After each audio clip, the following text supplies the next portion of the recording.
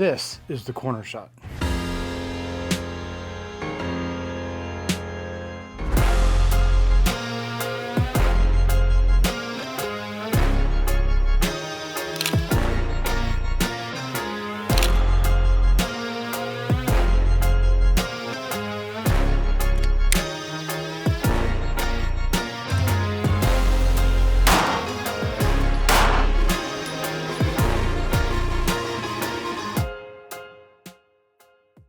Hey guys, this is the corner shot. To give you a little background, I saw this back in 2012, 2011 at SHOT Show, and I saw it on TV a few times. I think it was a History Channel. And I thought, man, that's a cool concept. I'd like to have one of those. And I saw it at SHOT Show, like I said, and I thought, I'll never own one because this is mainly for, SWAT guys, special forces, that kind of thing. So my buddy at Black Rose called me up and he offered this to me 8 years ago, 6 years ago, something like that. And I said no, because it's just, at the time, it was out of my price range. And he said, I'm selling it now. The guy brought it in, I guess on consignment, had all the goodies, never been used, never been shot, all that kind of stuff. And I said, well, how much? And he said, 12 grand. So I bought it, which is a crazy amount of money for a big piece of plastic with a camera that's made back in 2003. I get it. But it's the uniqueness, and it just brought back to one of those dream guns I never thought I'd have. It's not technically a gun. It's just basically a stock, and you're putting a gun in it. But the thing's pretty slick. So to give you a little bit of the functionality, here's the screen right there. You can tilt it up if need be, which is cool. It does have a crosshair on it. It stays there. It never turns off. It's always there. And the camera, the gun's clear, as you guys can see, is at the very, very bottom. There's a light on top. Just a normal light, no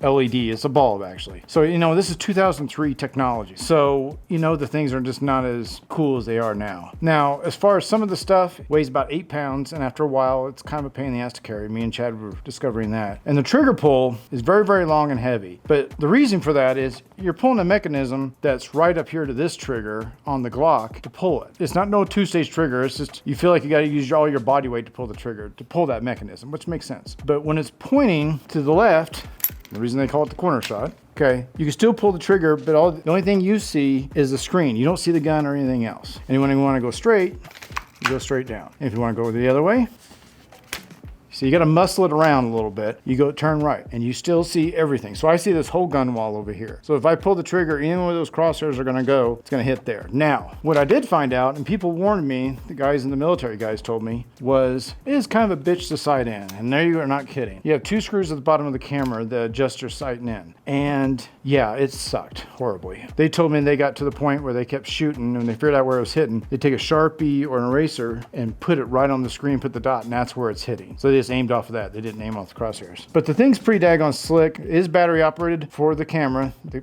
battery's right here. That's the battery.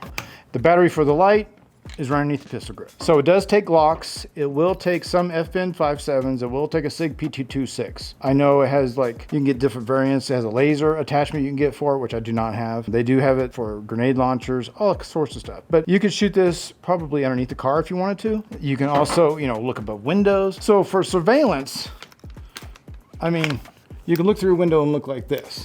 That makes total sense. But underneath the car, never tried it, but it's pretty slick. I do dig it quite a bit. Now, the one thing that me and Chad both ran into, and I ran into this before he came out, was the recoil. Now, think about it, guys.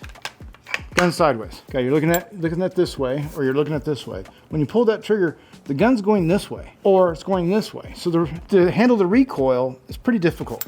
You have to really hang on to it. I can hang on to it like this to help with the recoil. The downside of that, you can see my hand if it's around the corner. The point is you're not supposed to get hit. So think about that way. The recoil is the biggest thing that shocked me. We tried putting a suppressor on it, hoping that would help with the recoil. Did not. Actually, it hurt us more than it helped us. But the thing is pretty slick. So let's get into technical specs and you'll learn a lot more.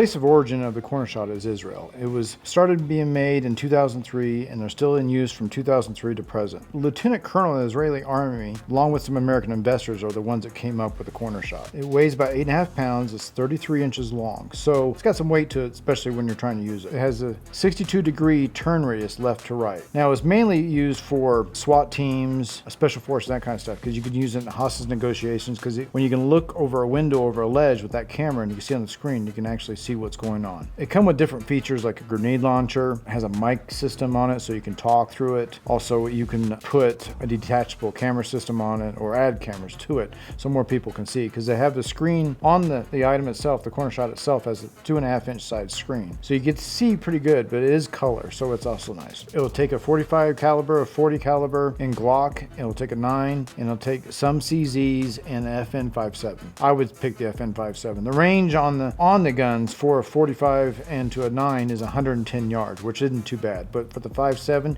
you get 218 yards, which is much better. They came up with this idea of the corner shot after the Germans, because the Germans took an STG-44 and put an extra barrel on it that turns around corners. So I think that's where they got some of this premise for this gun, which I thought was pretty fascinating. You can also use it as a periscope gun, basically, like they did in World War I. The Germans came up with that as well with their Car 98, so that was pretty slick. But it comes with batteries for the camera. The batteries do not control the light, only the camera. The batteries for the light are underneath the handle. It's a pretty slick setup. I know there's definitely some better items out there that I think would work a hell of a lot easier than this would.